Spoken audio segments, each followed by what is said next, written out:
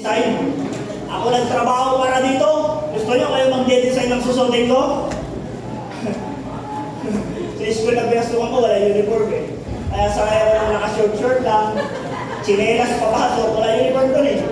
Tapos ilalagay ko sa church na kailangan naka-Amerikana, naka-necktie, init-init sa Pilipinas. Hallelujah. Glory to God. Pero iba kasi kumilos ang Panginoon, mga kapatid. Hallelujah. Yes, amen. Kung nag-inarte ako, malamang yung tatay ko, nasama na ako sa kasalanan nun. Mabuti na sabi ko nga sa tatay ko, pa kung di mo tinanggap ang Panginoon, sisisihin kita habang buhay. Papaamak mo ko eh. Mabuti na lang tinanggap mo. Akir, bati tayo pareho. Pareho tayo, pastor ngayon, para ang Panginoon. Oo, Lord, yan. Amen. Alam niyo mga kapatid, merong greatest motivation ng mga bilyonaryo. Sino rin itong nakakalam ng greatest motivation ng mga bilyonaryo? Alam niyo ba? Bagay wala namang bilyonaryo dito, kaya hindi natin alam eh. Kasi sasabihin ko na lang, ang greatest motivation ng mga taong bilyonaryo, kamatayan. Lagi nilang sinasabi, dapat bago ako mamatay, maipatayo ko na yung magandang eroplano na kailangang pangarap ko. Bago ako mamatay, kailangan maipatayo ko na yung Jollibee, yung McDonald's, lahat ng business na gusto ko bago ko mamatay. Ayan po ang greatest motivation ng mga mayayaman, kamatayan. Samantalang tayong may hirap, na wala namang mawawala sa atin pag namatay tayo, takot na takot tayo mamatay. Utang na nga lang iiwanan natin, ayaw mo pa. Amen. Hallelujah. Samantalang yung mga mayayaman, mga bilyonaryo, hindi natatakot mamatay. Motivation pa nga nila eh. Dapat sa atin ganun din mga kapatid, huwag tayong papayag na mamamatay tayo na hindi natin nakikilala ang Panginoong nangyayari sa atin. Kailangan kilalanin mo muna ang Panginoon. Hindi pwedeng hindi natin nakikilala ang Panginoon bago dumating yung araw ng ating kamatayan mga kapatid. Merong isang kambal, magkambal mga kapatid na sabay silang lumaki, kambal eh, sabay lalaki talaga. Kaya, hanggang sa nagbinata na sila sir, yung isa, naging adik. At yung isa naman, naging pastor. Ngayon, alam niyo naman ang buhay ng adik. Walang matino. Dumating yung time na ang dami ng atraso ron sa kanyang mga barkada at kinukuha na ng kanyang bisyo. At hinahunting na siya, sir. Dahil papatay na siya. Ganoon naman talaga, di ba? Pag marami ng nalalaman, kailangan ka na itumba. Kaya itong adik na kambal, hinahunting na ngayon ng kanyang mga na-istorbo ba, nagawa ng kasalanan, hinahunting na siya ngayon. Hallelujah! Glory to God. Sabi ng nanay niya, magtago ka muna, huwag ka rito. Huwag ka rito sa bahay kasi baka abutan ka. Papatayin ka naman ngayon. Hallelujah! Ngayon, nagtago yung adik sa malayong lugar. At nabalitaan niya sa news, yung mga taong umahunting sa kanya, nakulong na. And bumalik siya sa bahay nila. Sabi niya, nanay, hindi na po kumanting. Wala na yung mga taong umahunting sa akin, nakulong na. Sabi ng nanay niya, manahimik ka. Hindi mo ba alam, pagpunta rito ng mga umahunting sa'yo, ang nadatnan yung kambal mo na pagkamalang ikaw. Anong sabi ng kambal mo na pastor? Nanay, ako pwede na akong mamatay. Kilala ko na ang Panginoon. Pero yung kapatid ko hindi pwedeng mamatay. Hindi niya pa kilala ang Panginoon. Hallelujah. Hallelujah. Glory to God. Kapag may Panginoon ka na, pwede ka na mamatay. Pero hanggang wala ka pang Panginoon na kinikilala, wag ka muna mamamatay. Hintayin mo muna na kumilos sa Panginoon sa ating buhay. Bago natin ibalik ang pagsasamba ating Panginoon, mga kapatid. Hallelujah. Sabi ng pastor, huwag mo nga hayaan na mamatay yung kapatid ko na walang ginikilalang Panginoon. Ibaling ako na muna. Meron na akong Panginoon. Maliligtas na ako. Inalay ko na ang buhay ko sa aking Panginoon. Ngayon, sa ating mga bisita, hindi po namin kayo dinala rito para alukin na kung anong bagay. Ang gusto po namin mangyari sa inyo na bago pa lang dumating ang araw ng ating katapusan, makilala muna natin ang ating Panginoon. Hallelujah. Mga nanay, Mahirap na ang buhay, hindi lang financially, sa loob ng bahay ang hirap. Sino rito may mga problema sa anak? Yung mga may pasagot na anak, taas buhay. Sino rito may problema sa asawa? Hindi po kami ang ayos, Panginoon. Magulo rin ang buhay namin dati, pero dahil meron, Panginoon, na nag-rescue sa aming buhay, mga kapatid. Meron kami maayos sa buhay. Kahit anong aral ng mga estudyante ngayon, pag masama ugali yan, masama talaga ugali yan. Hindi po nakakabili ng respeto sa eskwelahan. Wala po kasama sa tuition fee na nakalagay ito respeto. Wala. Ilapit mo sa Panginoon, nanay. Mga young people, yung pinagpapagalan nyo ngayon, gusto nyo ng karir, magtiwala kayo sa Panginoon. Ilapit mo sa Panginoon. Hallelujah. Kung karir lang ang usapan, alam ng Panginoon kung saan kayo ilalagay. Pansinin nyo ngayon yung mga kabataan ngayon. Ako dati, pastora, pag tinanong mo ako, maliit pa lang ako, 5 years old, pag tinanong mo ako, ano pangarap ko paglaki? Sasagutin ko, gusto ko maging attorney. Yan, nag-aral ako ng political science. Alam ko sa sarili ko, kung ano yung pupuntahan ko. Walang internet, walang magagandang gadget, dictionary, Oxford, library lang ang meron sa amin. Walang technology, pero alam ko saan ako pupunta. Ngayon, one click away, malalaman mo na yung sagot, maganda technology. Talangin mo mga kabataan ngayon. Nag-graduate na lang yan ng grade 12, hindi pa nila alam yung kukunin nilang kurso. That's right. That's right. Ito pa masakit dun sa mga nanay na nagtatrabaho, nagpapagal. Pag tinanong mo ulit yan, ano kukunin kurso? Kung ano yung kukunin ni best friend, yun na rin yung sa akin.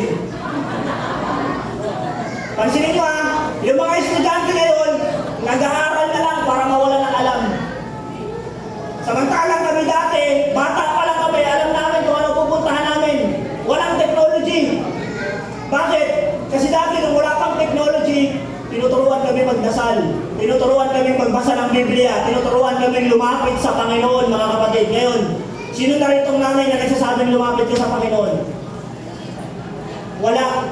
Bakit? Kasi mismo yung nanay malayo sa Panginoon. Kaya sinasabi ko sa inyo, kailangan nyo ang Panginoon sa buhay nyo, hindi lang para sa kaligtasan papuntang kalangitan. Kailangan nyo ang Panginoon para meron kayong maayos na tahanan. Hindi lang kaligtasan ang ino-offer ng Panginoon. Maayos na buhay, disenteng pamumuhay, karir, pinansyal, lahat po yan nasa ating Panginoon. Bonus na lang lahat yan. Pero ang pinakamaganda, saan ka pupunta pagtapos ng kamatayan? Ito yung tanong, mga kapatid, hallelujah. Saan ka pupunta? Meron daw isang mayaman na na-confine sa ospital. Ang sabi ng doktor sa kanya, Sir, ipamana mo na lahat ng mayaman na meron ka sa mga anak mo, kung may anak ka, sa asawa mo.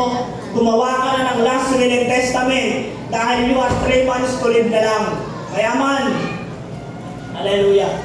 Sabi ng mayaman, sige Dok, dahil wala naman na palang magagawa, pwede ba magtanong na lang ako sa iyo, Dok? Sabi ng mayaman sa doktor, Dok, ano po bang meron sa kamatayan? Sabi ng doktor, hindi ko alam kung anong meron sa kamatayan. Doktor lang ako. At hindi pa ako namamatay. Kaya hindi niya raw alam. Maya-maya, yung mayaman, mga kapatid, nagulat siya yung alaga niyang aso na 3 months na lang hindi nakikita, bumisita sa kanya. At pagbukas ng pinto, yung aso, nakita na kayo ng aso tuwa-tuwa. Yung gumaganon-ganon yung buntot. Dinidila-dilaan yung amo, tumalon doon sa kanyang hinigaan at tuwan-tuwa na pinuntahan ng kanyang amo. Walang pag-aalinlangan na yung aso pumasok doon sa pintuan at tinalunan niya yung kanyang amo. Sabi sa kanya ng doktor, Sir, alam mo ang reason kung bakit yung aso excited makita ikaw? Sabi niya, bakit Dok? Kasi kilala ka ng aso mo. Kaya excited siya na pupunta sa'yo. Ganyan din ang kamatayan. Kaya tayo natatakot mamatay dahil hindi natin alam kung saan pupunta ang mga kaluluwa natin. Hallelujah. Kagaya ng aso, kaya siya hindi nagdalawang isip na pumasok doon sa ospital kasi kilala niya yung pupuntahan niya. Tayong mga tao, natatakot tayong mamatay kasi hindi natin alam kung sino yung pupuntahan ng ating mga kaluluwa. Glory to God. Hallelujah. Ngayon, ito po ang purpose ng church. Ito po yung purpose ng mga nag-invite sa inyo rito. Gusto namin ipakilala kung saan ba pupunta yung kaluluwa natin pagtapos natin mamatay, mga kapatid. It is written, sabi ng Bible, after death, judgment. Amen. Hallelujah. Yan po ang sinabi ng Biblia, mga kapatid. At wala pong makakapigil sa kamatayan. Kaya ng sinabi ko kanina, kaya ka mamamatay dahil nagkasala ka. Hindi dahil nalason ka, hindi dahil nadisgrasya ka, hindi dahil hindi ka nag-iingat, mamamatay talaga tayo dahil tayo lahat ay merong kasalanan, mga kapatid. Hallelujah. May nagsabi sa akin, Pastor, okay lang, namumuhay naman ako ng mabuti. Hindi ako nagsisinungaling, nagbabayad ako ng tax, wala akong inaargabyadong tao, nabubuhay ako ng perfecto sa aking sarili, kaya maliligtas pa rin ako. No. Amen. Sabi ko lang yan. Hallelujah. Sabi ng Efeso chapter 2 verse 8, sapagkat sa biyaya kayo'y nakaligtas sa pamamagitan ng pananampalataya at ito'y hindi sa inyong sariling kaloob. Amen. Kahit kung mabuhay ka ng perfecto, pinakamabuting tao sa sarili mo, kung wala kang kinikilan ng Panginoon, hindi ka pa rin maliligtas. Hindi po ginawang requirements ng langit na mabait ka, maliligtas ka na. Alam niyo kung bakit? Kapag kaya mo nang iligtas ang sarili mo, magyayabang ka lang sa Panginoon. Hindi na ako magliligtas sa Diyos, kaya ko naman niligtas sa sarili ko. Namumuhay naman ako ng may katapatan. Yes. Namumuhay naman ako ng may kapanalan. Hindi ako nagkakasala, hindi ako nagsisinungaling, sumusunod ako sa aking magulang. Hindi po. Hindi po requirements ang pagiging mabuti o mabait. Ang requirements, mga kapatid, tanggapin ang pangalan ng Panginoon sa ating buhay. Nang dahil sa kanyang habag, mga kapatid, kung magpapabaitan lang tayo, mas marami pa ng mabait na hindi Kristiyano. Baka mas maligtas pa sila. Alam niyo ba, mga kapatid, na ang demonyo mababait? Hindi po masama ang demonyo mababait. Kung ano yung hinihiling mo, kaya niya ibigay. On, preach it. Hindi lang po Diyos ang nagpapala, pati po Diablo.